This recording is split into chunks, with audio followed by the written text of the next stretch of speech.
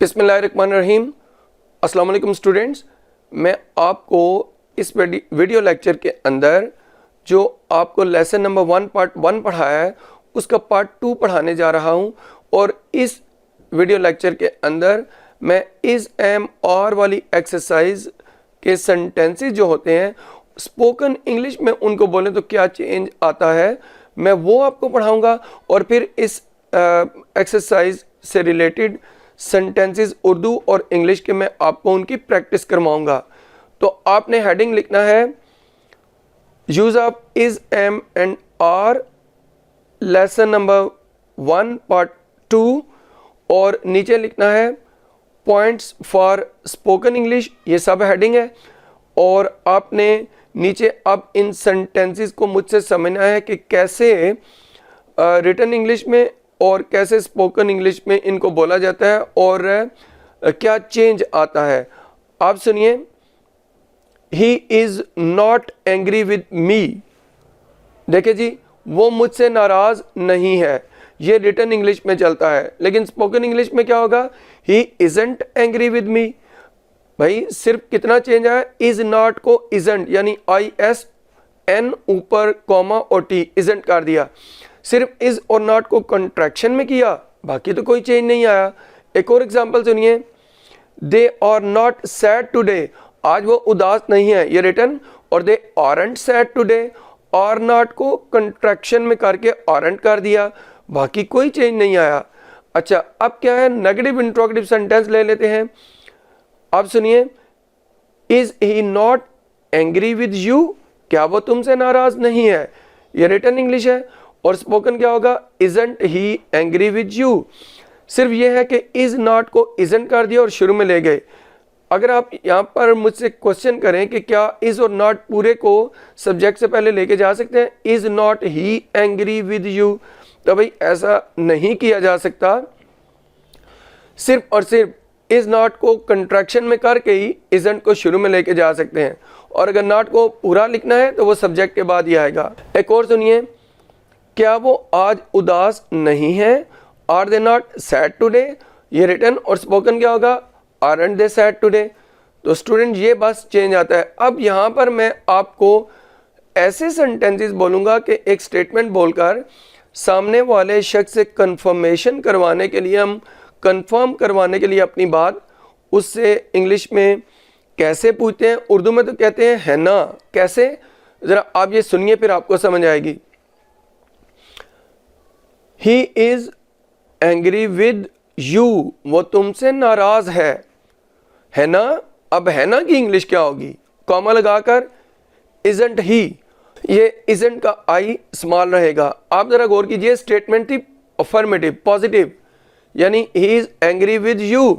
लेकिन है ना की इंग्लिश कैसे की, वही जो is है हेल्पिंग वर्ब, उसी स्टेटमेंट का उसको लेकर उसके साथ नॉट को कंट्रैक्शन में किया इजंट, और जो सब्जेक्ट है ही उसे आगे ले गए इजंट ही और एंड में क्वेश्चन मार्क। एक और सुनिए, दे आर सैड टुडे, आज वो उदास हैं, है ना, क्या होगा, आरंट दे, वही आर नॉट आरंट किया और दे सब्जेक्ट लेकर एंड में क्वेश्चन मार्क। अच्छा, अब अगर स्टेटमेंट नेगेटिव हो तो फिर क्या होता है, आप सुनिए, he is not angry with you, वो तुमसे नाराज नहीं है ना, कॉमा लगाकर क्या होगा, इज ही क्वेश्चन मार्क। वही इज लिया और वही सब्जेक्ट लिया और इस पहले सब्जेक्ट बाद में, यहाँ पे नॉट नहीं आएगा क्योंकि स्टेटमेंट नेगेटिव है। एक और एग्जांपल ले लें, they are not sad today, आज वो उदास नहीं है। अब इसकी है ना क्या होगा, यानी कंफर्म करवाने के लिए है ना जो कर दे, comma are they question mark. तो स्टूडेंट्स, ये तरीका होता है स्पोकन इंग्लिश में जो चेंज आता है इस एक्सरसाइज से हवाले से सेंटेंसेस का। अब यहाँ तक ये तो मैंने करवा दिया, अब मैं आपको सेंटेंसेस प्रैक्टिस के लिए उर्दू और इंग्लिश खुद बोलूँगा, आपने गौर से सुनना और फिर उन्हें लिख लेना है।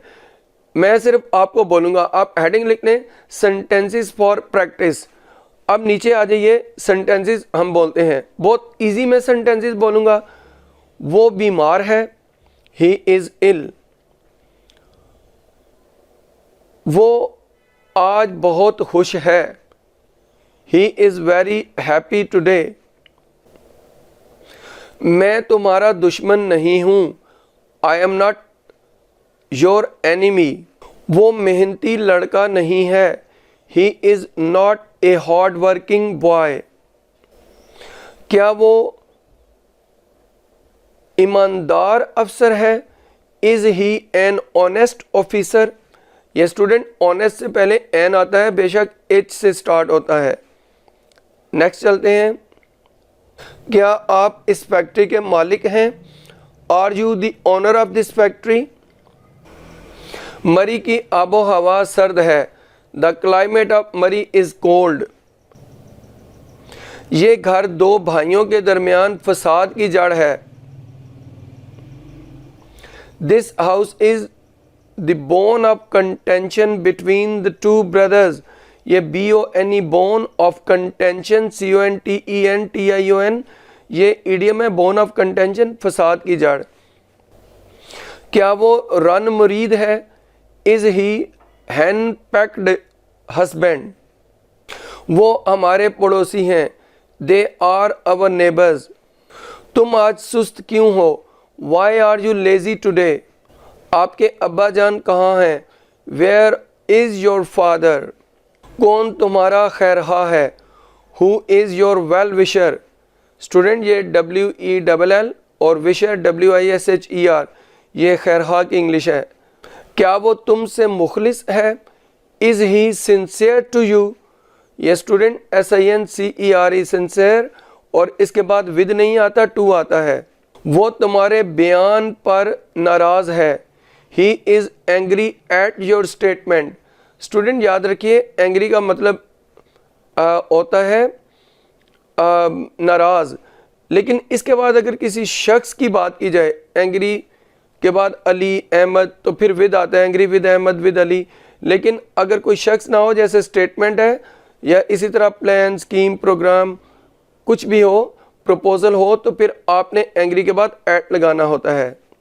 वो अपने माँ की आंख का तारा है, he is the apple of his mother's eye. ये student apple of one's eyes, ये इडियम है, इसका मीनिंग होता है आंख का तारा। वंस सेंटेंस के अंदर नहीं आता, इडियम के अंदर आता है, उसकी जगह हिज, माई, अवर, योर, या फिर मदर्स, फादर्स, उसकी जगह पर ये आ जाते हैं। तो क्या है, the apple of his mother's, यानी मदर जो है वो वंस की जगह आई, और ऊपर कॉमा यानी MOTHER, मदर लिखे, ऊपर कॉमा और S, और फिर आइज। मैं तुम्हारा शुक्रगुजार हूँ, I am thankful to you.